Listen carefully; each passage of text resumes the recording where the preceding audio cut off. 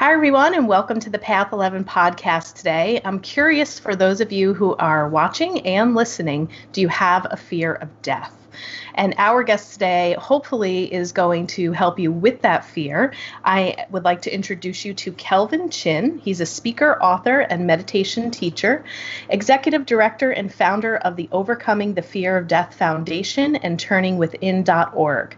He has worked on death and dying issues since the 1980s. He's born in Boston, and he has lived in 6 countries and lectures worldwide. So, as many of you know, we are also hosting the Afterlife Awareness Conference that's coming up in June. But Kelvin isn't a speaker, but we still wanted to bring him on, even though he's not a part of that conference, because you know that I love to talk about death. So this is going to be a great podcast. And Kelvin, welcome to the Path 11 podcast. Great. Thanks for having me. Yeah, so I wanted to show people just the cover of your book here. He sent me a copy. It's Overcoming the Fear of Death. And it's a really great, quick read. It's very easy. It's really interesting because you put in 4 different belief systems that people have. You give great examples. You tell wonderful stories. And I really, really enjoyed it. So maybe we can begin by letting our listeners know a little bit more about you and your background.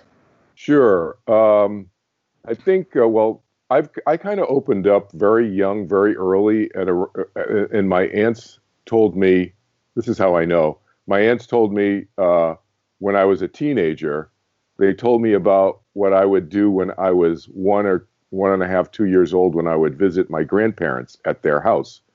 My mom was the eldest in the family, and they said that, so she got married first and all that, so her younger sisters were, in high school and junior high school. And they would tell me that I used to play with angels when I was 1.5, 2 years old, but I didn't remember it when I was a teenager, probably because they kind of made fun of me a little bit when I was little, and I probably squelched it. That's my putting 2 and 2 together. So it started very early, evidently, they tell me, for me, this lifetime. And then I learned to meditate when I was a teenager, my late teens, and then these are kind of the milestones. In my mid-20s, my past life memories opened up, and then in the mid-80s, I opened up to the other side, started talking with lots of people on the other side, beings, etc. And all of that's continued to present. But what got me going in the death and dying arena, ironically, was not those experiences, was when my mom died. That's what was the watershed moment for me. And I talk about that, as you know, in the book. Right. Yeah. Thank you. Thank you for sharing that too. So I have to tell you a little bit of a synchronistic story. Yeah. I was on a phone call doing telehealth medicine with one of my clients the day I got your book. And I love to give real life examples because I just think that it helps people. And, we're doing this interview during a pandemic. And, one of my clients was really struggling with being triggered with death. Has children. One of her children is immune compromised. And when she was about 8 years old, she had lost her mom unexpectedly and had passed away. Wow. So, during this time, she's feeling, of course, a lot of different emotions. And like most young children, they're running around outside when they get a chance to play. And she ended up having to take her son to the emergency room. Oh. Because he poked his eye with a stick. Oh. And so we were talking just a lot about all of these different emotions that were coming up, and really pinpointing that her biggest trigger is people dying on her, fear of her children dying, Sure. a fear of her dying. And then, get off the phone with her. I go and check the mail, and boom, overcoming fear of death. So I sent her a picture of this. I said, I'm going to send this to you when I'm done, because when we were talking, I was like, you know what, if we can just begin to help you a little bit more with this fear of death, and how do you begin to just accept it a little bit more and not be so fearful of it, And you talk a lot about that in your book, about how many people, especially in the beginning of this with children, parents sometimes don't even have language or know even how to talk to children about death. And you gave a really great job about describing some just nice suggestions and how you should go about doing that. So I wanted to bring that story into this interview because it was synchronistic. And, I told her I'm going to give her the book and she'll probably watch this podcast, but also wanted to just kind of get your take a little bit on it as we move into this conversation about how to help people overcome their fear of death. Yeah, I think it's the elephant in the room that people don't talk about, of course. We all know that. And we need to talk about it more. And as you know from the book, I have two children, and now they're much older, a 25-year-old daughter and a 32-year-old son. But when my dad was dying in 1999, obviously they were, whatever, do the math, they were much, much younger. And my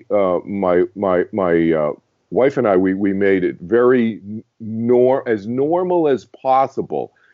That Grandpa was not well and he was sick and he was dying, and we explained to them. I mean, they wrapped their mind around it as best they could, and we made it as normal a conversation as possible. They knew that we were sad and so forth. I mean, we didn't hide any emotions. All of that what I mean when I say make it as normal as possible. So it's normal to be sad. It's normal to be confused. It's normal to not know exactly how long Grandpa's going to be around, because none of us knew. He didn't know. The doctors didn't know. So all of that was very transparent to our kids, to the point where when he did die, and he wanted to be cremated and so forth, our kids, well, not only that, but he died in my living room, our living room of the house. And we woke the kids up at 2 a.m. so that they could see Grandpa. But they had seen him falling asleep at the dining room table when he would come over and so forth, because of the medication, et cetera, that he was in, the morphine and so forth to control his pain. And they increased it, as you know how that goes, especially with pain medication near the end. And when he died, we woke them up and had them come out. And, my daughter Sam was what? She was 5 years old, and Jesse was, 10 years old. And they came out and they saw his body and so forth, and we all stood around him, et cetera. And then when we took him to be cremated, we went to where he was being cremated, and we saw him for the last time. The kids were right there up to that moment. So my kids have grown up with it. It's very normal for them. But again, my memories that go back so long, and I've had so much experience on the other side, that all predates their birth. So they've grown up in a household that's very comfortable talking about death and dying for a number of reasons, But I encourage parents to do that to whatever extent they can, regardless of whether they've had experiences like I have. Well, you make a really good point in your book, too, that if you as the adult are struggling with your relationship with death, you have to really work on that first before you begin to talk to your children. Yes. And you also brought up a really good point, which is kind of modeling behavior. So if the children are able to see that you're calm and the way that you're describing it to them is kind of this natural process, and the parents are able to maintain grounding and give their children a sense of ease, then that's how the children will react to it. Exactly.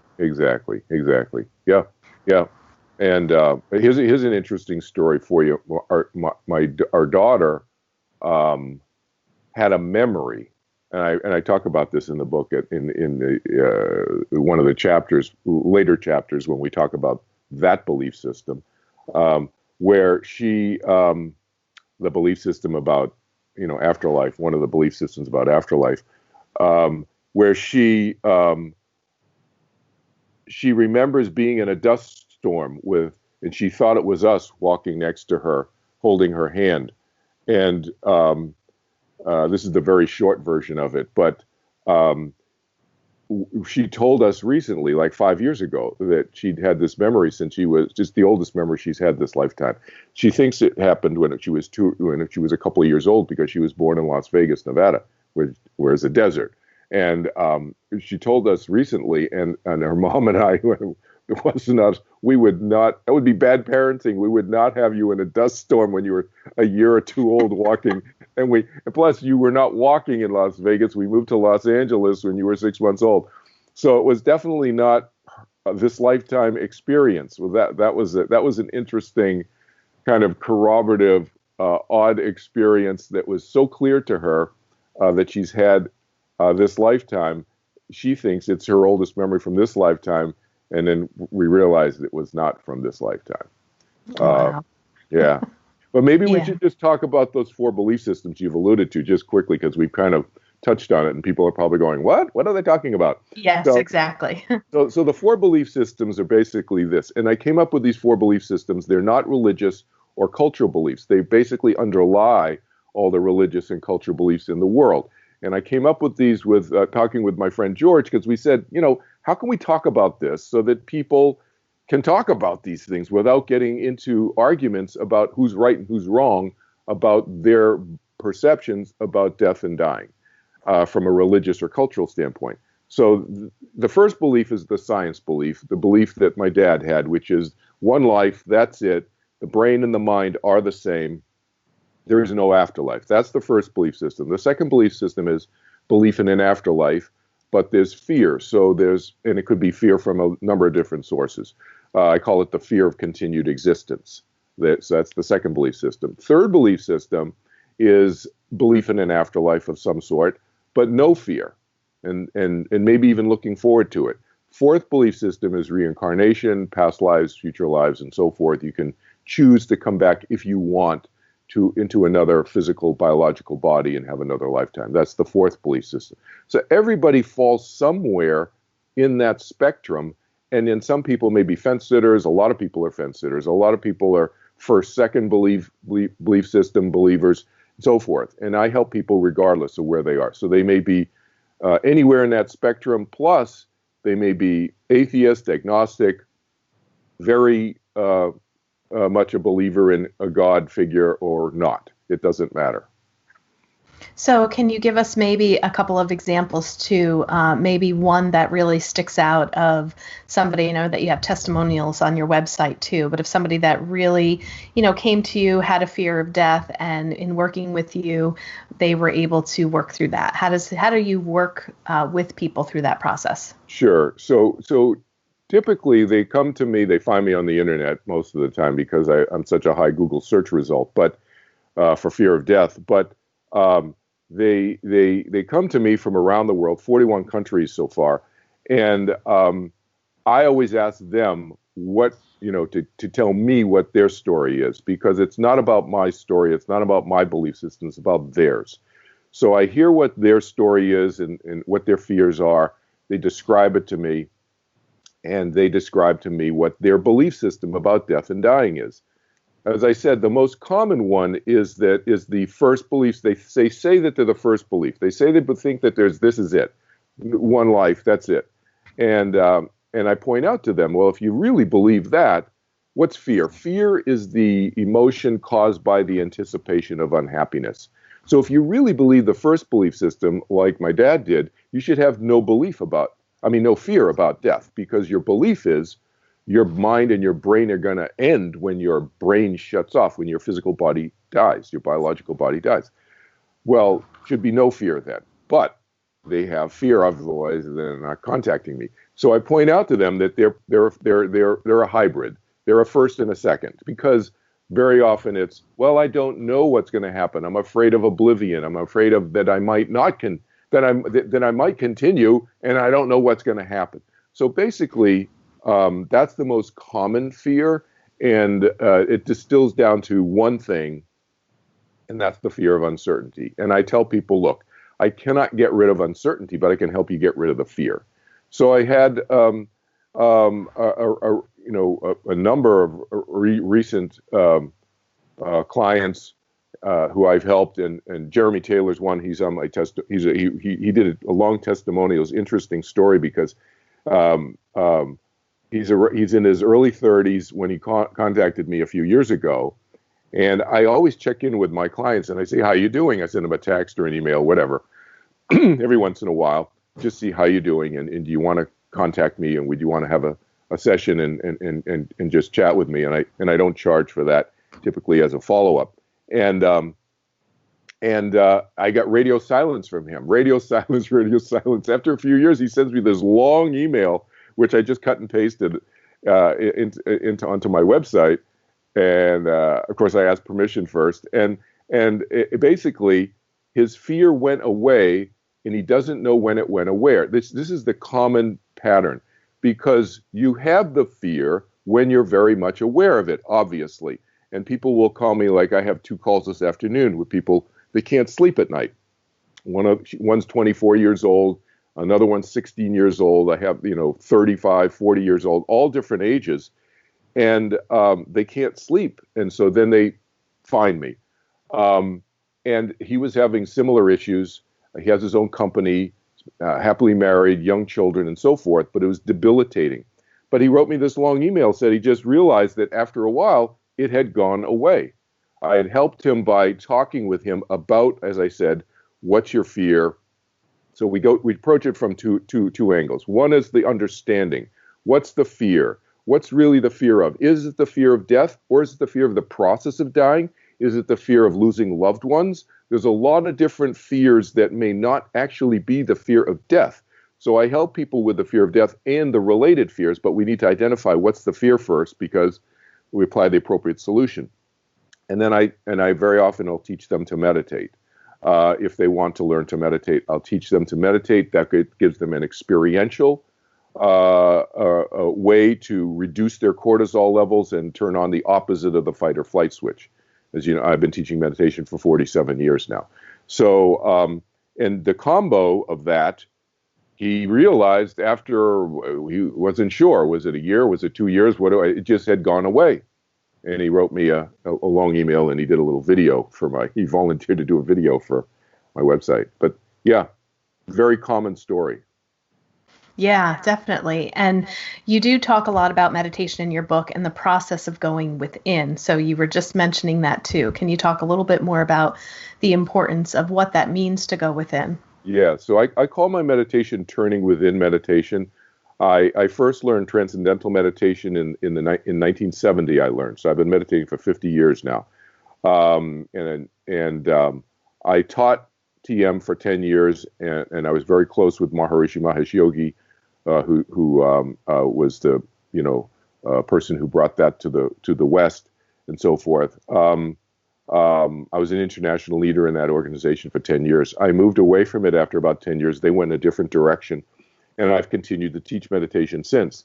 But I've removed all the cultural trappings from the teaching and made it even easier and more flexible, more adaptable to people's everyday lifestyle, busy lifestyle. But the way I teach it is very, very easy, no effort, no control, no focus, no concentration, no clearing of the mind. So it's a very easy process. Whether people do my technique or whether they do some other technique, I am a supporter of people generally turning within. And the idea is to turn within in an easy and effortless way as possible, in order to turn on, as I said, the opposite of the fight or flight switch, which in medical terms is called the parasympathetic nervous system. And if we can turn on the parasympathetic nervous system on a regular basis by finding a way to turn within easily and effortlessly, to turn it on easily and effortlessly, regularly twice a day, then that balances out the system. So our cortisol, our lactic acid, and there's 40 to 60 other hormones and chemicals that need to be in balance all the time in order for us to feel balanced and, as you say, grounded inside. That's the ideal. And so the combination between turning within and dealing with ourselves, helping ourselves neurophysiologically from a biochemistry and a brain chemistry standpoint, as well as expanding our conscious capacity for experience mentally outside of what I refer to as the 8-inch plastic bucket part of our mind. It's kind of that focusing part of our mind that people think is their mind. That's a small part of our mind. It is part of our mind, but it's just a small part of our mind, and we can expand into the vastness of our mind through meditation. That also relaxes us, in addition to opening us up to more of who we are. in many multifarious ways. But the idea is to turn within experientially and then understanding from an intellectual standpoint what's going on in terms of the death and dying process and helping unbundle that. So that's why I call it the two-prong approach: understanding and experience, turning within.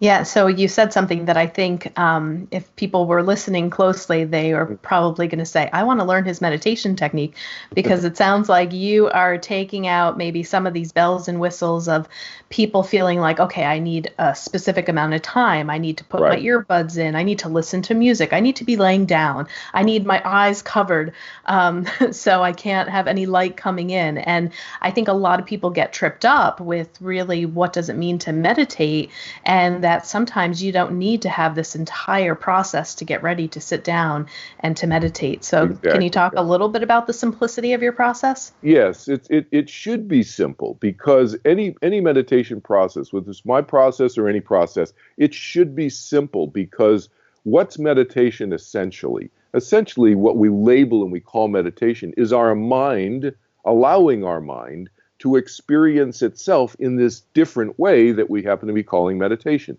It's our mind experiencing itself. That's essentially what meditation is. Problem is, most people, we all, not most people, everybody, we get caught up in all the white noise that very often is part of our mind's process, our thinking and so forth. And how do you deal with that?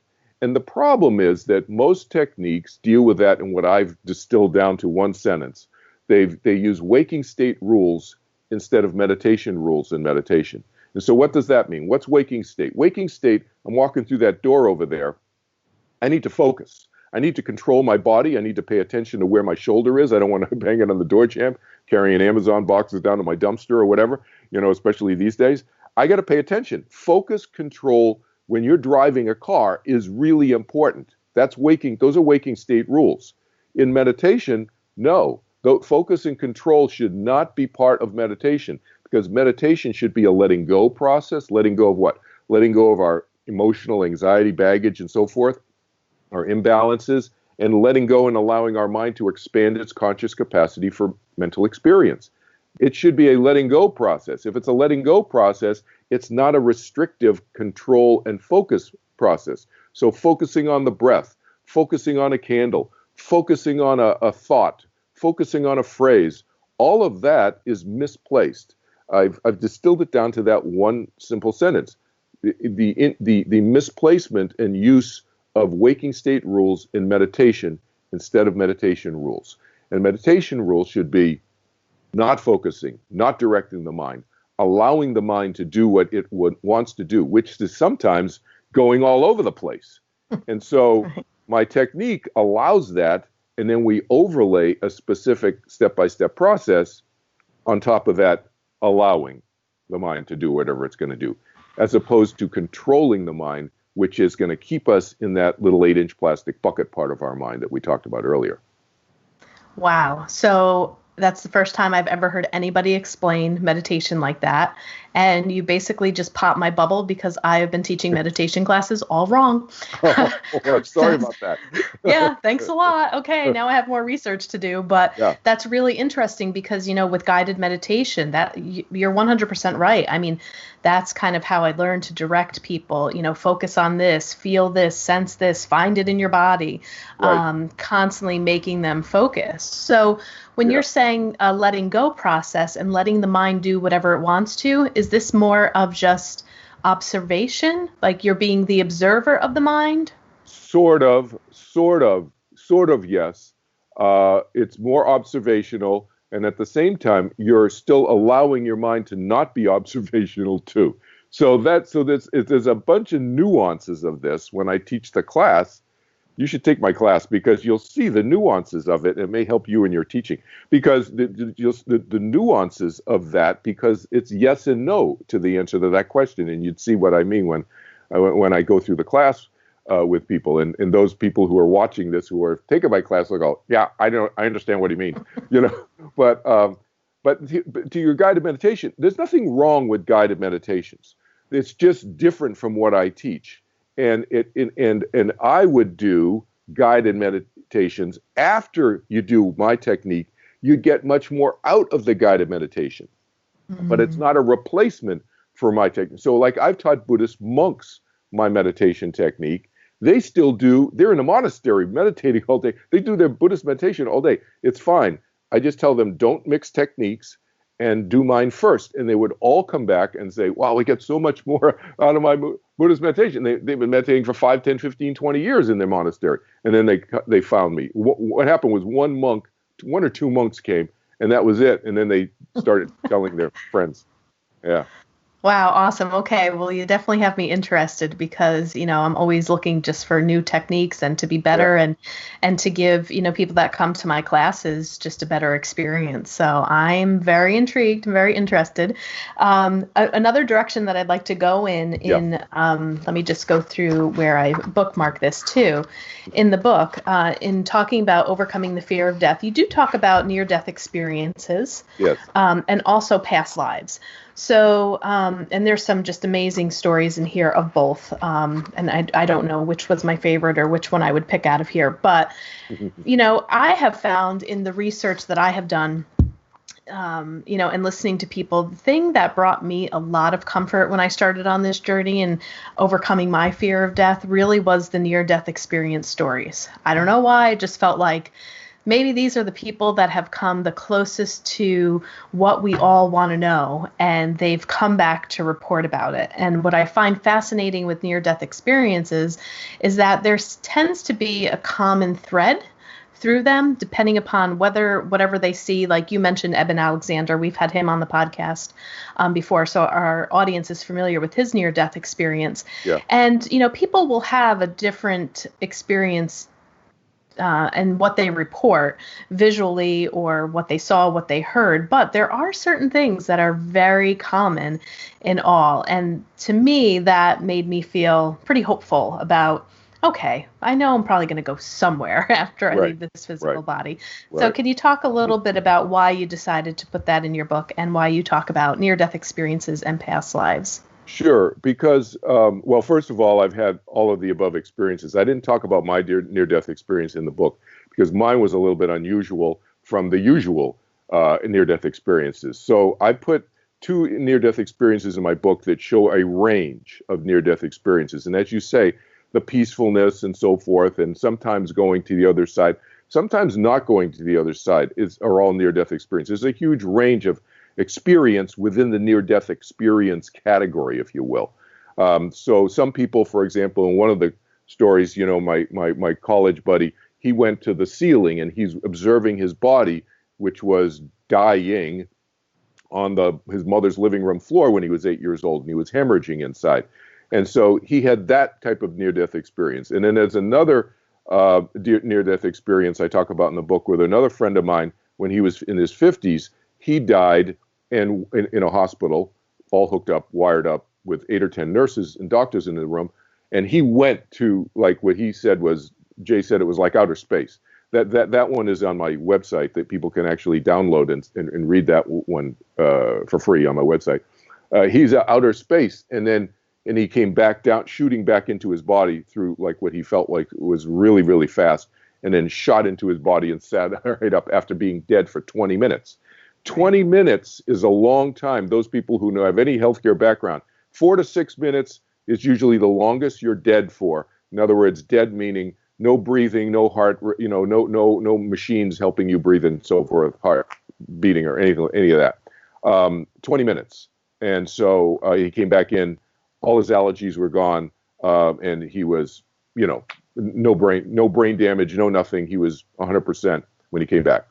So I put those in there to give people a sense, just data points. I call them data points. Not that I'm trying to change people's belief system, but just to give them a vicarious view into somebody else's experience.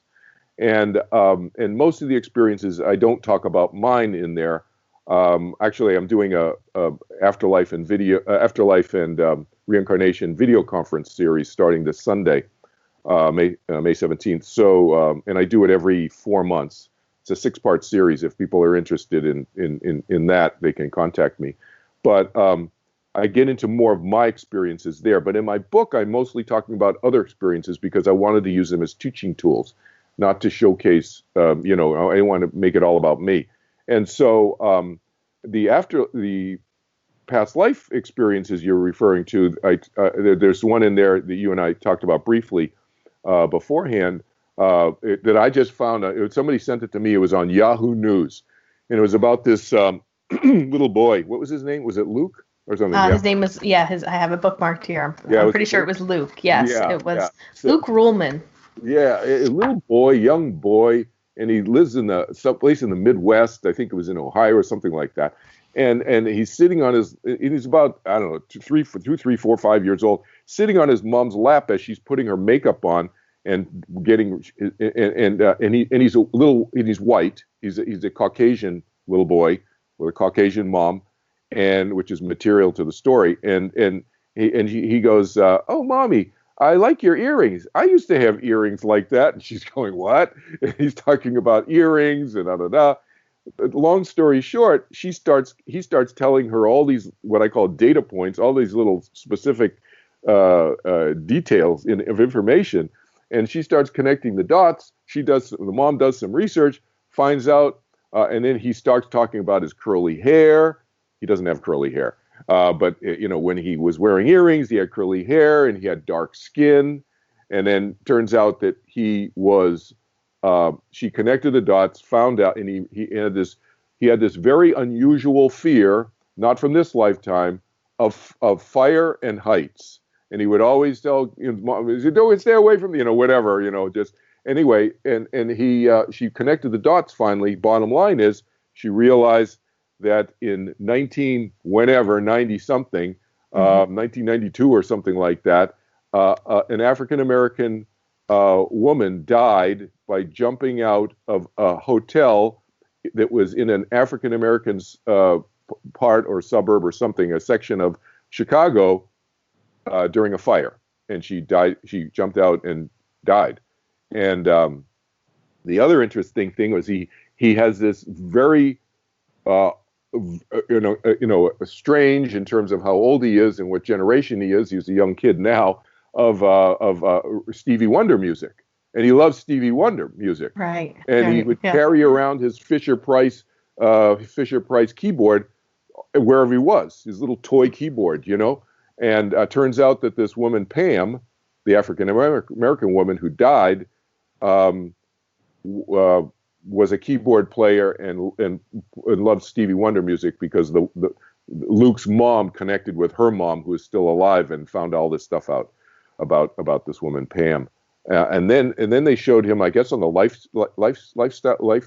channel or whatever on TV. They showed him a picture of 12 photographs on camera. You can YouTube this, and one was a picture of Pam, and he looked at the 12 pictures and he said, "This looks familiar to me. Somebody looks very familiar to me. That's me right there." And he picked out the woman, Pam, who had jumped out of the fifth-story woman.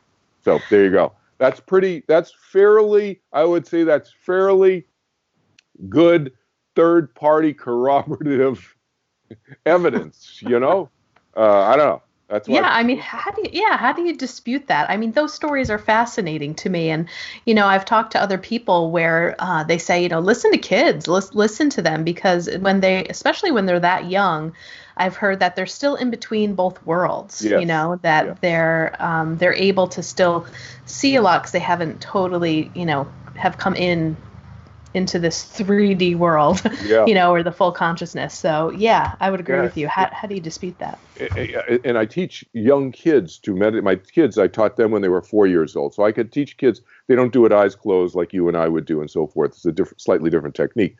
But it helps keep them more open, because when they go to school, you can see the kids start to close down their consciousness. You can see them starting to close down because of the structure. You got to be a class. Oh, you got to raise your hand to go to the bathroom. All of those little things start to shut the kid down. And so I teach kids very, very young. In fact, I'm teaching Monday. I'm teaching a young kid because I taught his mother, and he's just like totally curious. Anyway, so that's a way to keep the kids more open so they don't get shut down like that. Because you're right, they have a foot in both worlds when they're very, very young.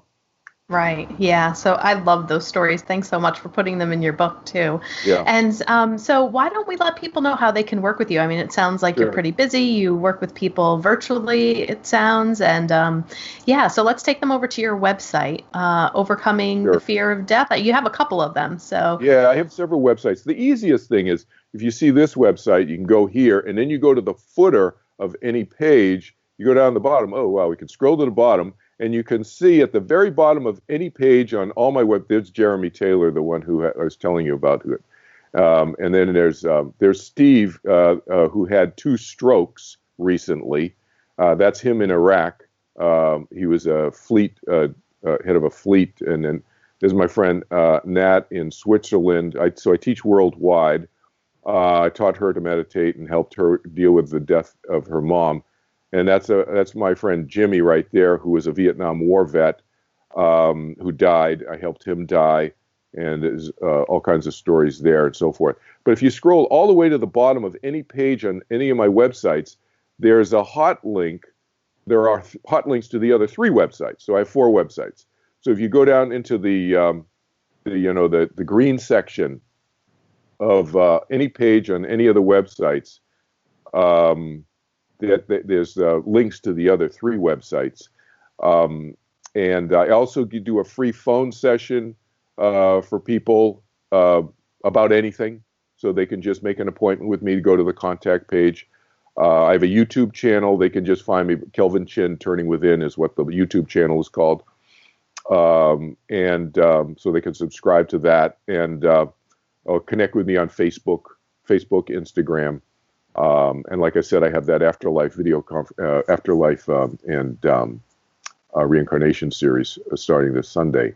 Every 4 months I do it. great. And then, so just about the, teaching how you do your meditation, the one that I'm going to be interested in. Yeah. When do you have that coming up next? Is that? So my class just filled up last night, my May 22nd class. My classes every week have been filling up since the beginning of March, since this COVID-19 increased anxiety, understandably, about it.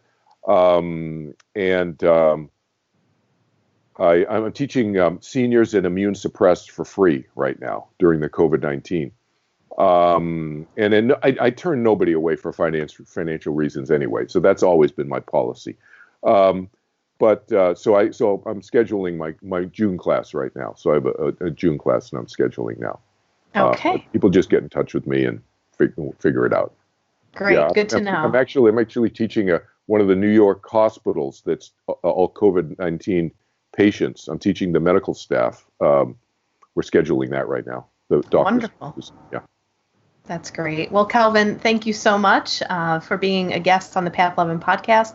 I really enjoyed your book. I feel like I've learned something really cool today, and Yeah. I'm really excited to hop on board and take one of your meditation classes and learn a new skill, and hopefully I'll be able to bring that to my clients too and help them. So Great. Thanks so much for all the work Great. that you're doing. Thanks for having me on. Take care. Take care. Bye. See ya.